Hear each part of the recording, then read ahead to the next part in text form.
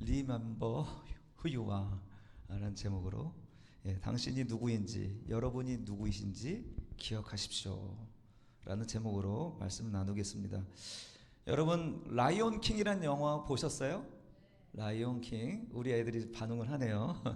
맨날 자고 있었는데 라이온 킹 얘기하니까 눈이 바짝 뜨네요. 자, 그 사진 한 번씩 한번 봤으면 좋겠습니다. 동물의 왕국을 다스리는 사자 왕, 무파사의 아들 심바의 이야기입니다. 그 어린 호랑이가 저렇게 큰 늠름한 사자가 되어서 이제 동물의 왕국을 다스리는 이야기인데, 심바가 차기 왕으로 태어난 어린 사자였지만 삼촌 스카의 음모로 아버지를 여입니다. 다음 사진이고요. 이 그림 2번이 순서가 좀 뒤바뀌었네요. 아이들이 재밌을 뻔했는데. 자, 무파사의 아들 심바가 이제 그 삼촌의 그 음모로 말미암아 아버지를 잃어버리고 왕국에서 쫓겨나죠. 스카라고 하는 삼촌입니다. 아버지의 죽음이 이제 자기 탓이라는 생각에 죄책감에 시달리던 심바가 정글로 도망쳐 버립니다. 그리고 거기에 살고 있던 미어캣 티모니언과 그리고 멧돼지 푼바를 만나죠. 아까 그림에 잠깐 나왔죠. 거기서 심바는 사자로서의 삶을 살지 않고 그냥 벌레를 먹으면서 하쿠나 마타타 이렇게 외치면서 나는 근심 걱정 없다 하면서 사자가 벌레를 잡아먹는 먹방을 벌이는 이야기가 등장합니다. 이제 점점 자라서 겉으로 볼 때는 무서운 그 사자의 모습, 갈기가 있는 무성한 사자로 성장했지만 속은 벌레나 잡아먹는 겁쟁이가 되어버린 것이죠. 어느 날 이제 이 심바를 이제 제사장 라피키라고 하는 원숭이가 찾아옵니다. 그러면서 이제 우물 속 연못을 한번 네 자신을 들여다봐라 얘기하는 거예요. 물에 비친 자기 자신을 보니까 심바가 실망스러웠어요. 그리고 실망스러워하던 찰나 라피키가 외칩니다. 자세히 봐! 아버지가 네 안에 살고 있잖아. 너의 모습 속에 아버지의 모습이 있어 라고 얘기하는 거죠. 그 순간 하늘에서 아버지 무파사의 우렁찬 목소리가 구름을 뚫고 들려옵니다. 심바야, 너는 나를 잊었다. 네가 누구인지를 잊어버린 것이다. 네가 누구인지 기억해라. 너는 내 아들이며 유일한 진정한 왕이다. 여러분, 너무 멋있지 않나요? 그림이 함께 했으면 좋았을 걸. 좀 아쉽다. 우리에게 들려오는 하나님의 음성이 이와 비슷하다는 생각 들리지 않습니까? Remember who you are. 기억해라. 네가 누구인지. 혹시 우리가 왕의 부름을 받았음에도 불구하고 여전히 죄책감에 시달리고 그 하찮은 벌레나 잡아먹는 그런 인생을 살고 있는 것은 아닌지 돌아보게 하는 영화였던 것 같습니다. 오늘 예배소서는 우리가 잃어버린 그 신분증, 우리의 정체성을 다시 회복하라고 촉구하는 말씀입니다. 시시하게 살지 말라는 것입니다. 그리고 귀신에 쫄지 말라는 것입니다. 환경에 지배받지 말라는 것입니다. 감정에 지배받지 말라고 우리에게 말씀한 것입니다. 이렇게 말씀의 거울 앞에 우리 자신을 비춰보니 하늘에서 음성이 들리는 것 같지 않습니까? 성도들아, 너희가 누구인지 기억하거라. 할렐루야. 이걸로 오늘 설교를 마치겠습니다. 예. 에베소서 2장 19절 같이 읽을까요? 2장 19절. 예, 같이 책 보고 읽을게요.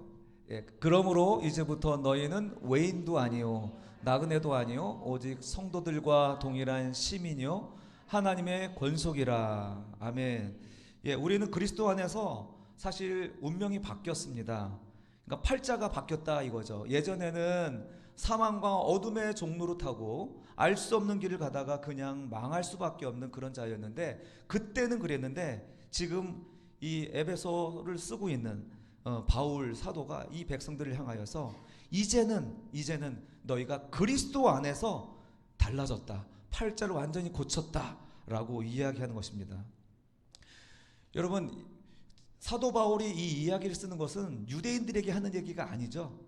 이방인들에게 하는 얘기입니다. 그들은 원래 언약으로도 외인이었습니다. 그리스도와 아무 상관, 하나님과 아무 상관없는 사람들이었는데 예수 그리스도로 말미암아, 그리고 예수를 그리스도를 믿음으로 말미암아 너희는 그리스도 밖에서 그리스도 안으로 돌아왔고, 그리스도 밖과 그리스도 안은 너무나 다른데 너희는 정말 잘 알아.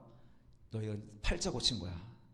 너희는 이제 지옥으로 갈 운명이었는데 이제는 천국으로 가게 된 운명이라고 이야기하고 있는 것입니다. 그렇게 된 이유는 무엇이냐면 바로 예수 그리스도 안에서 우리가 그렇게 되었다. 2장 13절 그리스도 예수 안에서, 15절 자기의 안에서, 또 21절 그의 안에서, 22절 예수 안에서. 에베소서의 말씀은 계속 그리스도 안에서 계속 이 얘기를 합니다. 우리가 존재하고 우리가 의미 있는 이유는 그리스도 안에 있기 때문이라는 것을 계속 말씀하고 있는 것이죠. 사랑하는 성도 여러분, 우리가 그리스도 안에 있는 존재라면 우리는 정말 귀한 존재라는 것을 잊지 말라고 말하는 것입니다. 여러분, 그리스도 안에 있는 존재 맞습니까? 아니면 그리스도 안으로 들어가려고 노력하고 애쓰고 있습니까? 아니면 그리스도 바깥으로 있습니까? 그리스도 안에 있는 분인 줄로 믿습니다. 그렇다면 여러분의 마음의 범퍼를 넓히십시오. 사소한 거에 실망하거나 낙심하지 마십시오. 사소한 것에 마음 쓰지 마시고, 상처받지 마시고, 우리가 그리스도 안에 있으면 얼마나 큰 자원을 받은 자인지 우리가 알았으면 좋겠습니다. 발음이 또 안 되네요. 자, 우리의 과거를 한번 돌아봤으면 좋겠습니다. 예수 믿기 이전에 우리는 어땠는가? 에베소서 2장 12절에서 이렇게 얘기합니다. 세상에서 소망이 없고 하나님도 없는 자였다. 그러니까 하나님도 없는 자였다. 분명히 우리를 하나님 만들어서 우리는 하나님의 것인데 하나님이 없는 자였다면 하나님을 거절한 인생이었던 거죠. 그래서 우리는 하나님을 버린 적이 없지만 우리는 스스로 고아가 되었고 영적인 거지로 살았다는 것입니다. 근데 어느 날 왕이 행차하시다가 길 가다가 그 거지를 보면서 이제 부릅니다. 이제 너 오늘부터 내 양자다. 왕궁에서 같이 살자. 그러십니다. 하루아침에 그 거지가 왕자가 된 것이죠. 여러분, 뭐 말도 안 되는 이야기 아닙니까? 이게 있을 수 있는 이야기인가요? 있을 수 있는 얘기 아니죠? 그런데 이렇게 하루아침에 왕자가 되게 신분을 바꿔주었는데 문제가 있습니다. 무슨 문제일까요? 거지 근성이 몸에서 안 빠져나가는 거예요. 진짜 비단 이불을 딱 깔아놓고 편안하게 쉬라고 하는데 그것에 잠자는 게 부담스러워 침대 밑에서 자는 거죠. 산의 진미가 차려진 식탁에서 음식을 먹다가도 습관적으로 음식을 하나씩 주머니에 넣는 습관을 갖는 거죠. 왜요? 굶을까봐. 걱정하는 그 옛 습관이 그대로 남아 있어가지고 그냥 내가 마음껏 먹어도 되는 식탁의 음식을 내 주머니 속에 챙기는 거예요. 또 왕궁 하인이 지나가면은 자기도 모르게 굽신굽신 인사를 하는 거죠. 자기가 왕자인데도. 여러분, 이렇게 거지가 왕자가 되었고 그 왕자가 이 거짓대를 벗지 못한 이 이야기, 정말 말도 안 되는 이야기, 동화 같은 이야기 아닙니까, 여러분? 그런데 이 일이 우리에게 일어난 거예요. 다른 사람 이야기, 남의 이야기가 아니라 바로 저와 여러분의 이야기란 것입니다. 하나님은 우리를 예수의 피로 우리를 사셨고 너희는 내 백성이라고, 내 자녀라고 부르시는 것입니다. 예수의 생명과 맞바꾼 존재라고 얘기하는 것입니다. 하나님이 우리를 볼 때 어떤 존재로 보냐면 이창남으로 보는 게 아니라 예수의 피값으로 보는 것이에요. 여러분의 이름을 걸면서 하나님이 여러분을 볼 때 여러분의 이름으로 보시는 것이 아니라 여러분의 가치로 보시는 거 아니라 당신의 독생자의 피를 값주고 지불한 그 가치로 여러분들을 보신다는 사실을 잊지 말라는 것입니다. 그런데도 여전히 나는 아직 그 육신의 그 거지로 살았던 그 근성을 버리지 못하고 나는 부족해요. 나는 안 돼요. 나는 못해요. 하나님이 나 같은 걸 사랑하겠어요. 이게 덕이 아니라는 거 아시죠? 좋은 말이 아닙니다. 영적인 거짓 습성이 여전히 남아있는 거예요. 그래서 사도 바울이 11절에서 좀 얘기하는 거죠. 그러므로 좀 생각해라. 좀 왕궁에 들어가는 그러므로 좀 생각해라 라고 얘기하는 거예요. 너희가 누구인지, 네 신분이 어떻게 바뀌었는지, 그 신분에 걸맞는 삶을 좀 생각하고 좀 살아라 라고 말하는 거죠. 두 번째, 그럼 도대체 어떻게 우리의 이 비천한 몸이 왕의 자녀로 바뀌었을까요? 그냥 된 것이 아니란 것을 여러분 잘 아시죠? 바로 엄청난 대가를 주님이 지불하셨습니다. 우리 14절 한번 읽겠습니다. 14절, 2장 14절 시작. 그는 우리의 화평이신지라 둘로 하나를 만드사 원수된 것 곧 중간에 막힌 담을 자기 육체로 허시고, 중간에 막힌 담을 허셨다라고 이야기합니다. 이것은 당시에 이제 예루살렘 성전에 실제로 있는 담의 모습을 말하고 있는 겁니다. 이방인들이 있을 수 있는 뜰이 있고, 그리고 유대인들이 있을 수 있는 뜰이 있었습니다. 그 사이를 가로막고 있는 담장이 있습니다. 한 1.5m 정도 되는 돌담인데, 이 돌담에는 헬라어와 또 라틴어로 살벌한 경고문이 기록되어 있습니다. 한번 사진 한번 볼까요?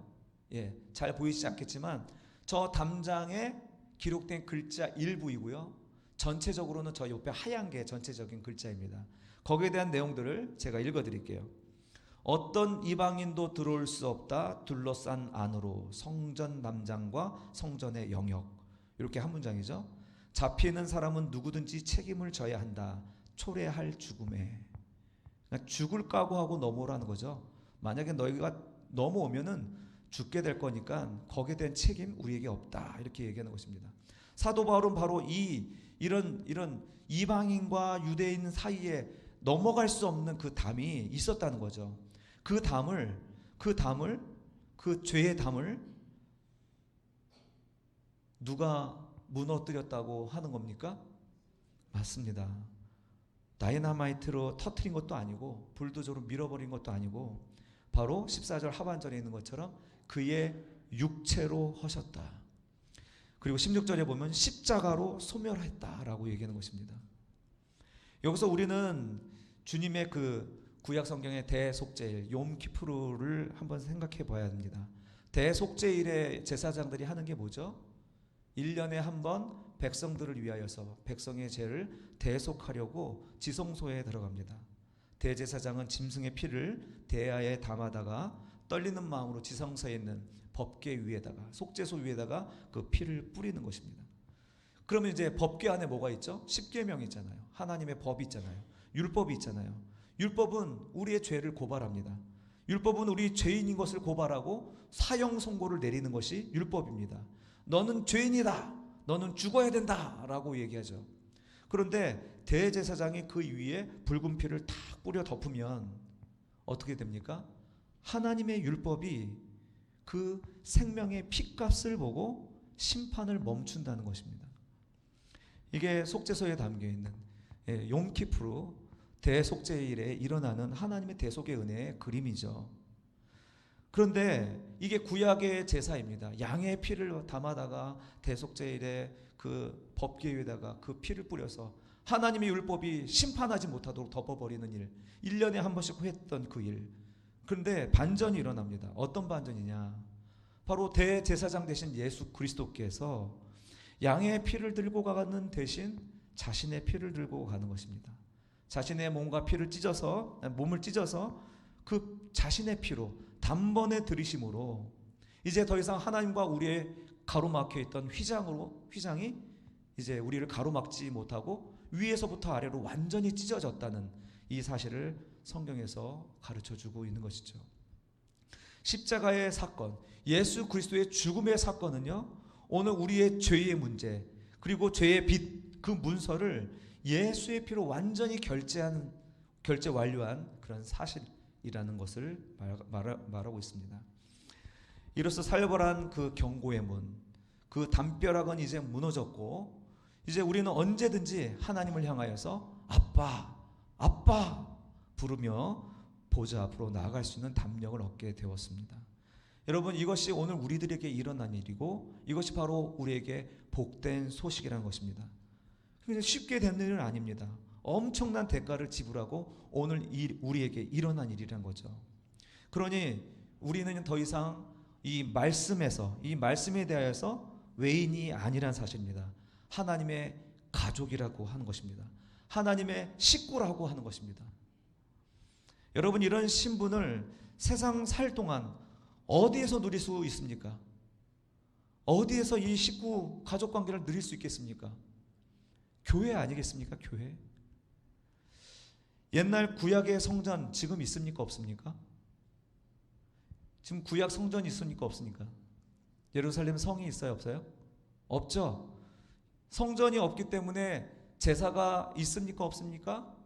제사는 안 드려집니다. 성전이 없으니까요. 그러면 성경의 이스라엘 백성들의 정체성은 사라지는 건가요? 그렇지 않습니다. 유대인들은 그 잃어버린 성전의 정체성을 어디서 찾는가? 시간에서 찾습니다. 시간에서. 안식일을 중요하게 생각하고 또 중요한 거는 가정입니다.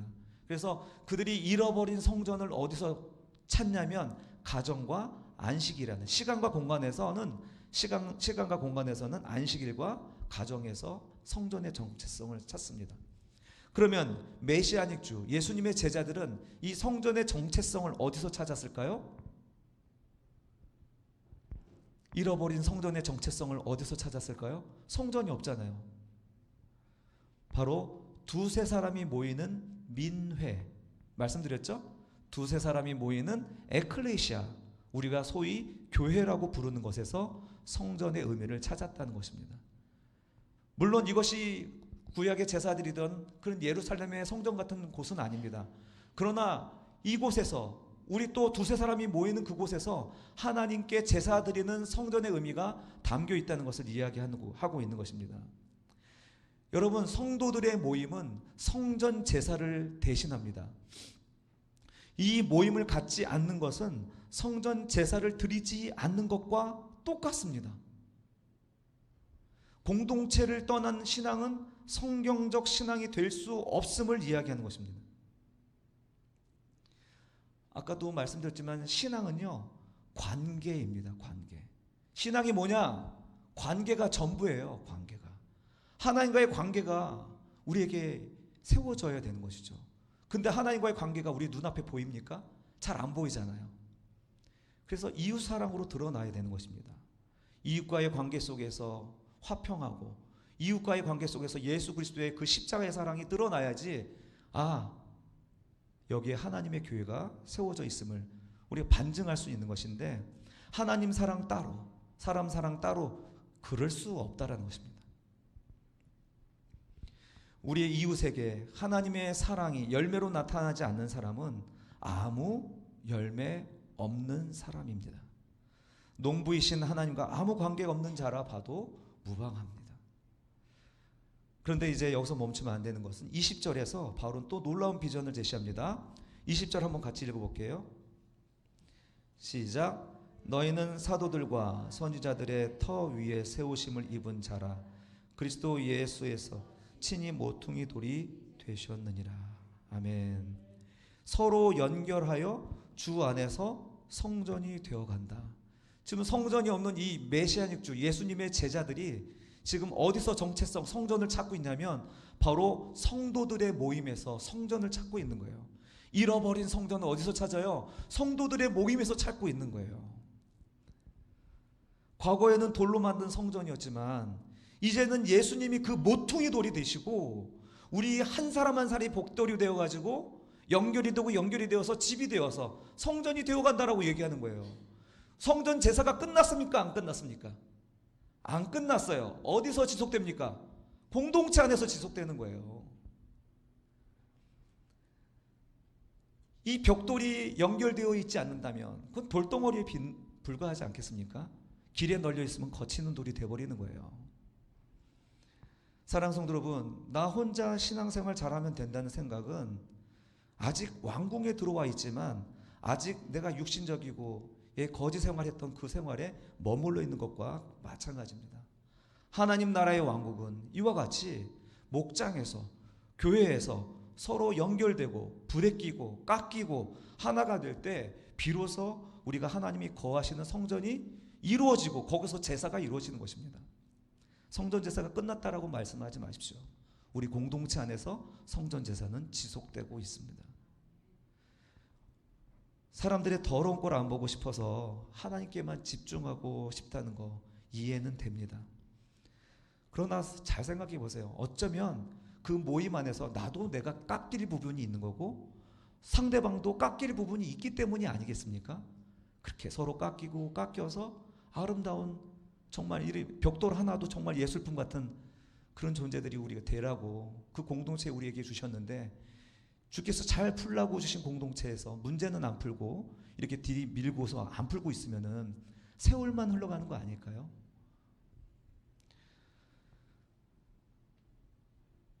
사랑 성도 여러분, 이제 말씀을 맺도록 하겠습니다. 라이온 킹의 마지막 장면에서 정체성을 회복한 심바는 스카와 잔당을 물리치고 그 망가진 왕국을 회복했습니다. 그리고는 아버지의 왕자인 프라이드락의 정상에 올라서 그 왕자에 올라서서 심바의 귀에 쟁쟁하게 들려오는 소리가 있었습니다. Remember, 기억해라. 예. 그리고는 심바의 입으로부터 천지를 진동하는 우렁찬 사자후가 토해져 나오는 소리를 듣게 됩니다. 사랑하는 성도 여러분, 이제 우리의 그 거추장스럽고 정말 쓰잘데기 없는 그 거지의 옷을 벗어버렸으면 좋겠습니다. 매일 아침 거울을 보면서 여러분의 가슴에 있는 보이지 아니하는 그러나 확실한 주님이 주신 신분증, 그것을 확인하셨으면 좋겠습니다. 나는 예수님이 핏값으로 산 하나님의 자녀다. 할렐루야. 나는 하나님 나라의 시민이다. 할렐루야. 나는 교회다. 나는 이 교회라는 위대한 건물의 튼튼한 기둥이다. 이렇게 외칠 수 있었으면 좋겠습니다. 더 이상 세상에 눈치 보며 벌레 잡아먹는 그런 사자같이 되지 마시고 이번 한 주간 여러분이 서 있는 가정과 직장에서 하나님 자녀다운 당당함으로 예수님 짤이다운 그런 품격으로 승리하시기를 바라고요. 그리고 공동체 안에서 내가 예수 하나님의 성전으로서의 모습을 온전히 감당할 수 있는 그런 성도의 면모를 갖춰 나가시기를 주님의 이름으로 축원합니다.